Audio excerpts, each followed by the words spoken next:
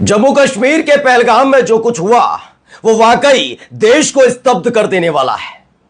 पूरे देश को इस पर गंभीरता से सोचना चाहिए, इस पर सोच समझकर कोई बात बोलनी चाहिए। लेकिन गंदगी फैलाने वालों के लिए यह जश्न का मौका है। आज मैं आपको दिखाने जा रहा हूं जिस खबर पर लोगों को सीधे सीधे सरकार से सवाल करना चाहिए कि आखिरकार केंद्र शासित प्रदेश बनाने के बाद वहां की कानून व्यवस्था आपके हाथ में है, कैसे आप नाकाम साबित हुए।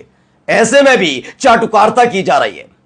आज आपको दिखाऊंगा एक जैसे ट्वीट करके कैसे माहौल क्रिएट किया जा रहा है, कैसे सिर्फ राहुल गांधी को कोसने के लिए, विपक्ष को कोसने के लिए एक एजेंडा तैयार किया गया। कोई सवाल ही नहीं पूछ रहा, न नरेंद्र मोदी साहब से, नहीं पूछ रहा कोई इस देश के गृह मंत्री अमित शाह से कि धारा 377 हटाकर जब आपने लद्दाख को जम्मू कश्मीर से अलग करके दोनों ही जगह केंद्र शासित राज्य बनाए तो वहां की कानून व्यवस्था आपके हाथ में होने के बावजूद भी आतंकी घटना कैसे हो गई भाई, कोई नहीं पूछ रहा। क्या इस मौके पर देश के गृह मंत्री से सवाल नहीं पूछना चाहिए?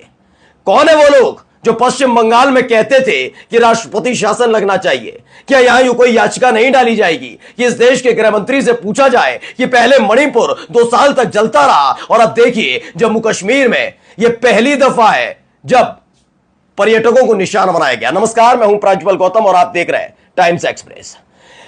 एक एक करके तमाम खबरें दिखाऊंगा, लेकिन उससे पहले देखिए क्या है।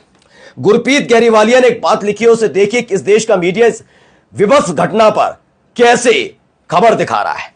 आज का देश का मीडिया क्या है, पहलवान जो हमला हुआ है, अमित शाह श्रीनगर पहुंच गए, बहुत बड़ा एहसान कर दिया।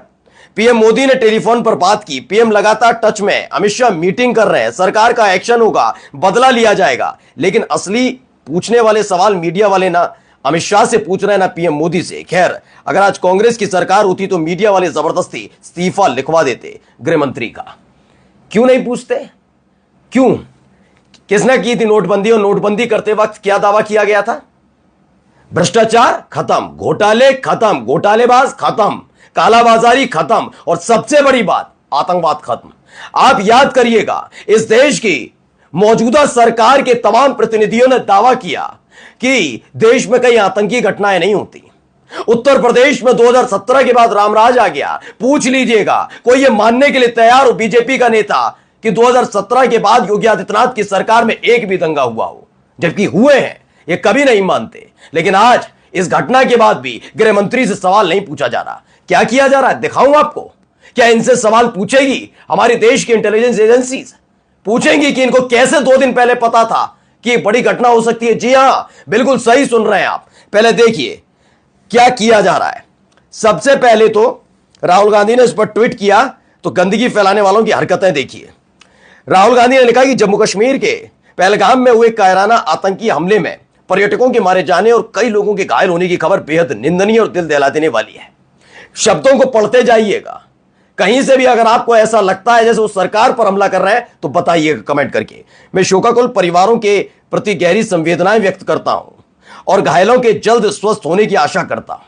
आतंक के खिलाफ पूरा देश एकजुट है। सरकार जम्मू कश्मीर में हालात सामान्य होने के खोखले दावों के बजाय अब जवाबदेही लेते हुए ठोस कदम उठाए ताकि आगे ऐसी बर्बर घटनाएं ना होने पाए और निर्दोष भारतीय यूं अपनी जान न गंवाएं।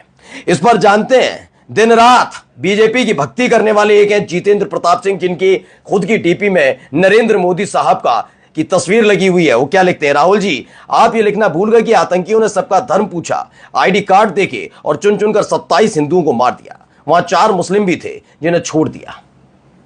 सुन रहे हैं आप? आगे देखिए, अभी तो आगे घटनाक्रम देखिए क्या बताया जा रहा है। एक ओशियन जैन है, उन्होंने एक 20 तारीख का अपना ट्वीट को रिट्वीट किया है। कितने गर्व के साथ बताती हैं कि उन्होंने पहले ही बता दिया था। क्या लिखती हैं, राहुल गांधी अमेरिका गया, अब भारत में हंगामे होंगे। पढ़िएगा, क्योंकि ये लाइन अकेली इनकी नहीं है, इनके जैसे तमाम लोगों की। और सवाल ये है कि अगर इन लोगों को पहले से ये पता था, कहां से इनके पास ये मैसेज आया था, किन लोगों ने मैसेज पहुंचाया था, क्यों ऐसे कॉपी पेस्ट किया था, कितने रुपए ने मिले थे मैसेज कॉपी पेस्ट करने, क्योंकि सबकी शब्दावली सेम है। पढ़िए पहला, ओशियन जैन लिखती हैं 20 तारीख को राहुल गांधी अमेरिका गया, भारत में हंगामे होंगे। यह संयोग नहीं प्रयोग है। इसकी हर विदेश यात्रा के बाद देश को बर्बाद करने की कोई स्कीम निकलती है। पहला।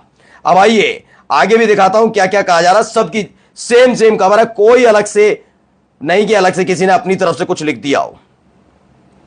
देखिए ये भी लिखते हैं, और देखिए सभी का एक और चीज, रुद्रा सनातनी है, ये भी कौन सी तारीख को करते हैं, ये 21 तारीख को ट्वीट करते हैं, शायद इनको बाद में मिला हो उस हिसाब से। अब सुनिए, राहुल गांधी अमेरिका गया, सेम है, कोई अंतर नहीं।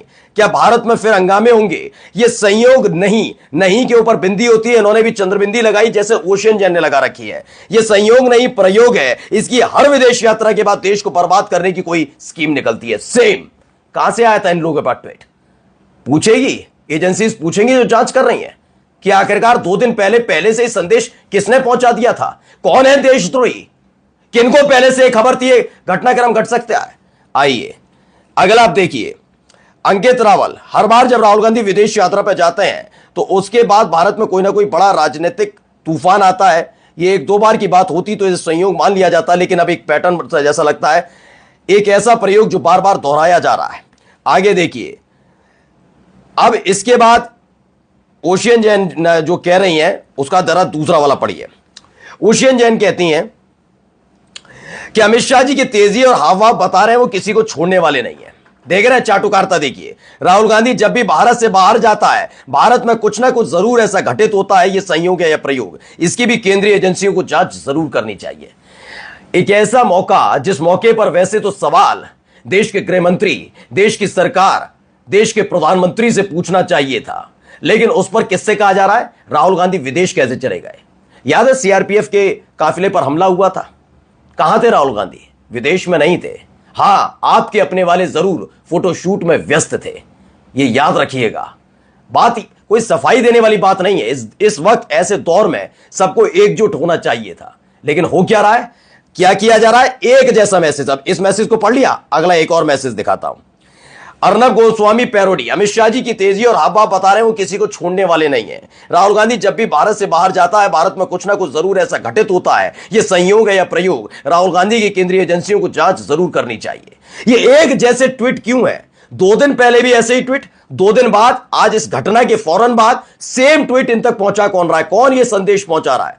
इसकी जांच हो पाएगी और होनी चाहिए कि इनको पता कैसे था कि 2 दिन बाद ये घटना घट रही है, घटने वाली है। किसने बताया, कैसे बताया?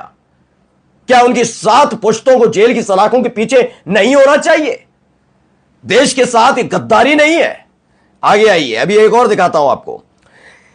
पीयूष चतुर्वेदी लिखते हैं, जेपी नड्डा साहब का ट्वीट रिट्वीट कर दिया, कोई पैसे मिले होंगे या जो भी है। इन्होंने कुछ नहीं, इसमें अमित शाह की तस्वीर भी नहीं है, वीडियो भी नहीं है। जेपी नड्डा साहब का ट्वीट रिट्वीट करते हुए अमित शाह की तारीफ कर रहे हैं। क्या? अमित शाह जी की तेजी और हाव बता रहे हैं वो किसी को छोड़ने वाली। सेम लाइन है। राहुल गांधी जब भी भारत से बाहर जाता है, भारत में कुछ ना कुछ जरूर ऐसा घटित होता है। ये संयोग है या प्रयोग है?